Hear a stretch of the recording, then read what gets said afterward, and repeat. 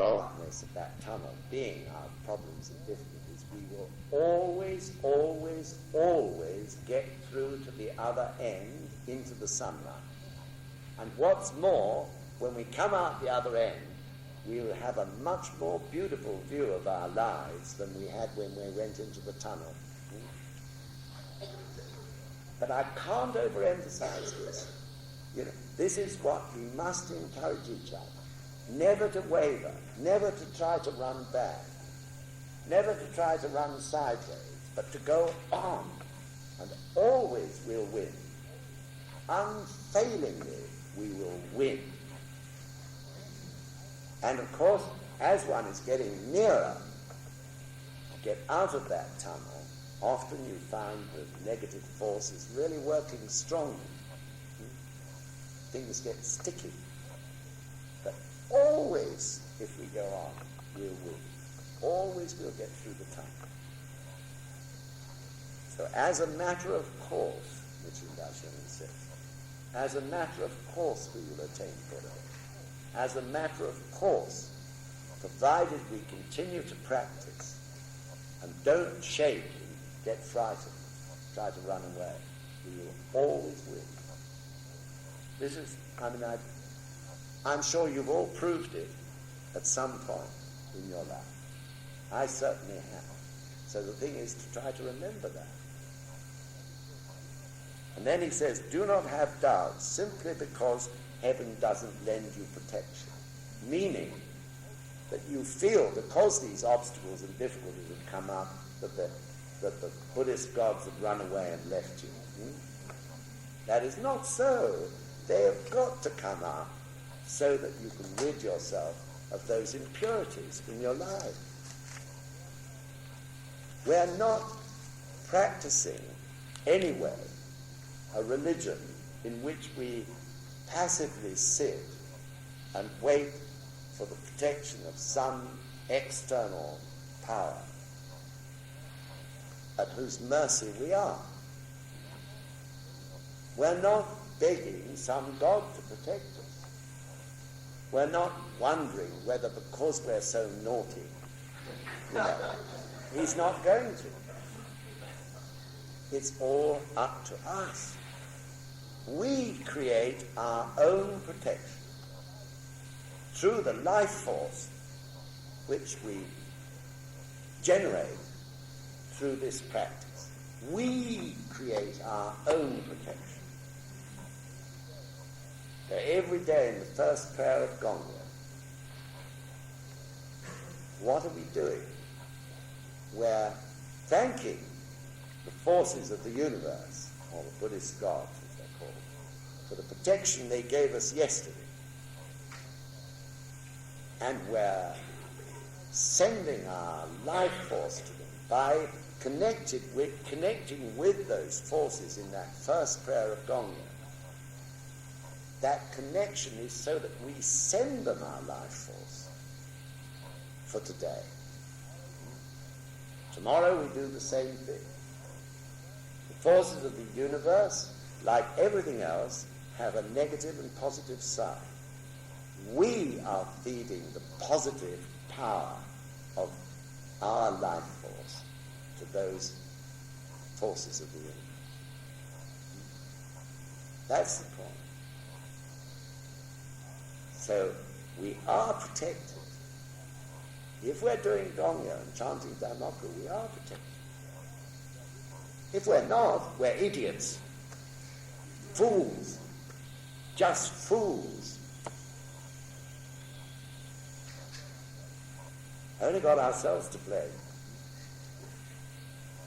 We must feel it. We must do it every day. And once you realize that, once you get the feeling of it, you'll want to practice, more and more and more. Then Nichiren Daishonin says, I and my disciples. He doesn't say you lot, does he? I and my disciples. He's not saying you. We. He says we. I think that's so wonderful. It's really his compassion, isn't it? We, Nichiren Daishonin and you and I, arm in arm, facing the battle of life, isn't it? So beautiful. He's saying, again, you can do exactly the same as I've done. Not the same mission, of course, but you can achieve that same life state. So let's go together, he says. Causton and us, together, every day. We're so lucky we have it in our homes. Fantastic, living with us.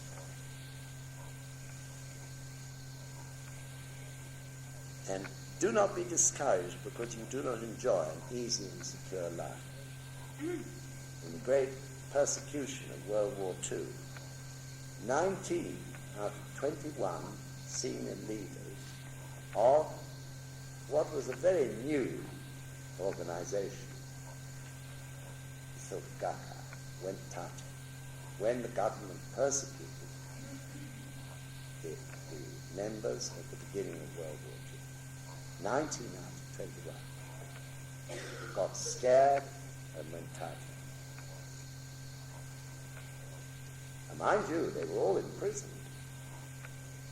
It was a pretty shaky time. Only Mr. Toda and Mr. Makiguchi never gave in. So I think this is a warning. Many of you are probably in the earlier years of your practice. Danger time is when you practice, say, 10 or 12 years. Then it's very easy for one's practice to become automatic. We think we know everything. Probably we can give a good study lecture when you come to that time. But we're becoming practice itself automatic, forgetting about our own human revolution. Danger time. Anyway, you're not there, all of you, yet. So Nichiren Daishonin said on attaining Buddhahood, the first gosho in volume 1, he said, you're not going to change anything by counting your neighbor's money, even if you do it night and day. In other words, if you're up against the difficulty, it's your karma. You've got to challenge it.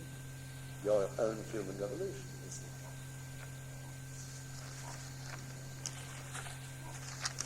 it? So we have to understand that every day we start afresh. This is the attitude we should have. Every morning gongyo is the first gongyo of that day, isn't it? Right? The battle of that day starts then. In that morning gongyo, we have to defeat the negative force, to overcome it and replace it with our positive life force. The gongyo is a battle. One can't escape from it. We're fighting the negative side in our lives.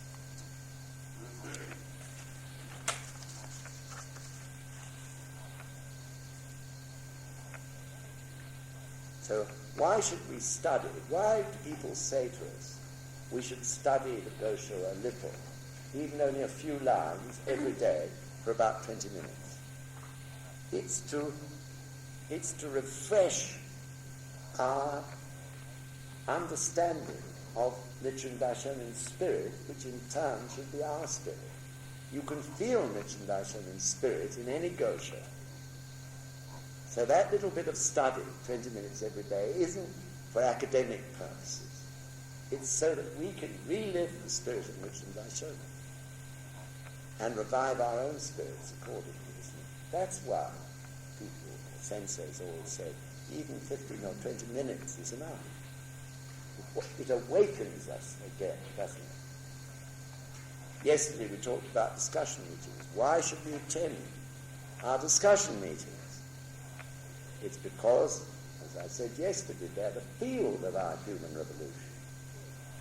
We have to give experiences, or we've got to be ready to give an experience. That means to say, if we're going to give a really good, fresh experience, we must be doing our human revolution.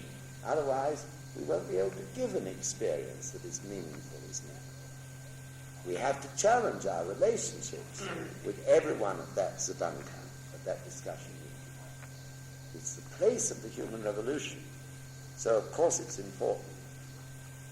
And, of course, we should go, and we should encourage everyone to go, no matter what.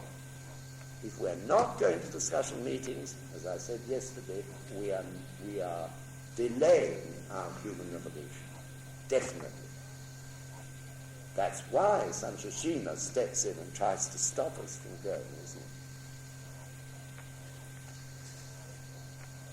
So in this gosho, Nichiren Daishonin follows the passage which Karen read before about slander and karma with the story of the woman who took her baby on this journey and finally drowned in the Ganges. It's quite self-explanatory, that.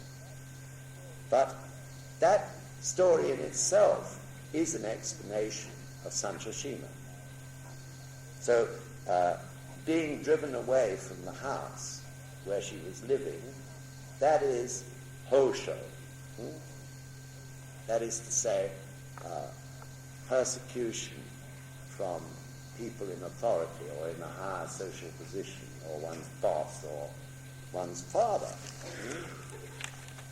And then being attacked by all those insects, poisonous insects and hornets and mosquitoes and things. That is gosho. Opposition from one's family or wife or husband, children. And the Ganges River represents the darkness or the illusions of life which can cause us so much trouble. Bonno sho. That is to say, illusions that arise out of the three poisons of greed, anger, and stupidity. I think in the West, certainly, maybe in Japan's the same, but in the West, we seem to love to talk about Sancho Shima. You're always hearing people saying, I had terrible Sancho Shima today. Or I couldn't park my car, or this Sancho Shima's been awful this week, and that sort of thing. Always talking about Sancho Shima. But we don't talk so much about karmic retribution. It would be better if we talk more about karmic retribution, I think, and less about Sancho Shima. In any case, Nichiren Daishonin said, in the Sado Gosho, he said that Sancho Shima and karma overlap, or are so completely interwoven that it's impossible to tell which is which. But I think we should talk more about karmic retribution. That's my feeling. Maybe Sancho Shima sounds sort of heroic. One's battling with Sancho Shima. All these devils. But karmic retribution, is something deeper. If we talk more about that, I really feel we'd understand it more in our lives. We have to admit to ourselves and to others that we're slanderers. It's difficult to admit to ourselves, let alone other people. It's amazing. We can read the Gosho, as I said, about slanderers, and every time we go, whoop, we just miss it. We don't take it in. So I would like to start a new fashion in Europe where we recognize and talk about and realize deeply in our lives that the obstacles and difficulties that we encounter are karmic retribution. Anyway, going back to the story of the woman and her baby, as it says in the Gosho, the important thing is the merciful way in which she treated her child. So in other words, what is the most important thing in that story is compassion. Compassion struggling to be deeply concerned with the happiness of other people and not just of oneself. And not just members, non-members also. In this new phase of Causton, we would be narrowing our view very much if we were only concerned about members and shakabuku. We must also be concerned about non-members, people who cannot practice even if they have been shakabuku, because we have to embrace everybody. I often say it's difficult to realize that the Jojo Gohonzon in our country, some of you haven't got one yet, but some of you have. That Jojo Gohonzon is the most precious treasure that exists in that country. In terms of Great Britain, far more precious than all the crown jewels and all the rest of it. That is our responsibility, though, to look after that Jojo Gohonzon. That Jojo Gohonzon is not just for members. That Jojo Gohonzon is for everybody in our country.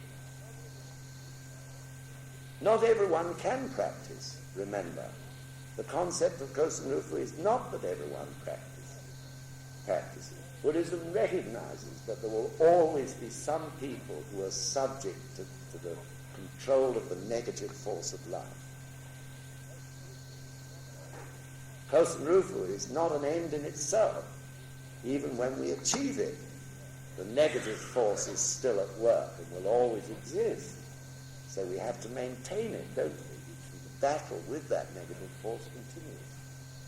So of course there will always be people who can't practice. We have to embrace them. Maybe they don't like us to do that, or to tell them we're doing it. Then we just do it in our hearts. But we have to do it. Now, in Sensei's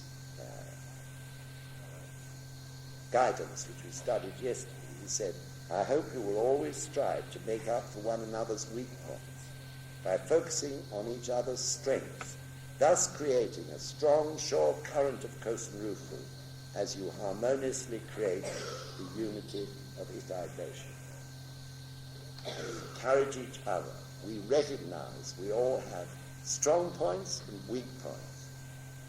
We struggle if we don't like somebody particularly to chant and discover their good points, their strong points, and recognize their unique mission in relation to those strong points. So, unfortunately, time is gone over, and unless we go in a moment, you're not going to get your lunch. And that'll be a bad cause I've made. I'll probably suffer from starvation in future life. So we'd better stop. I haven't had time to talk about the three virtues, but all I need to say is this. The three virtues are, of course, specifically the three virtues of Nichiren Daishonin. But those three virtues are also the qualities of Buddhahood. So in other words, through our determination to reach and attain Buddhahood, we will naturally begin to develop those three virtues in our own lives. That is specifically Nichiren Daishonin, but in a general sense. So thinking of that, thinking of Sensei in Paris when I was there at the same time as himself, I really thought, how amazing this is. Sensei wrote those 4 poems. In each poem he's saying, these are your great points. Build on them. Naturally then, we overcome our weak points. He's actually teaching people now. That poem is really for the whole of Great Britain or the whole of Italy. the whole of France, all the people. And likewise, the creation of these great, as he calls them, castles of Causton, these great calculs, starting to grow all over Europe. We can't tell at this moment, 10 or 15 years' time, we really understand why it was important to establish these now. So I really felt seeing it. He is now really teaching people all over the world. And you think about all his activities in every country of the world. So we can do it too. You're all young. In 30 years' time, you can all be beginning to reveal the three virtues of the Buddha. I'm not joking. That's what you're practicing for. That's what you're practicing. So for a long time, speaking personally, I couldn't sort of start admitting that I was practicing to be a Buddha. It was too much for me. That was my stupidity. So don't you be stupid in the same way. Please realize you are practicing to be a Buddha, and a Buddha is nothing extraordinary. Remember Sensei's words. A Buddha is a human being who's achieved the greatest victory possible in life. Okay, everybody. Thank you very much.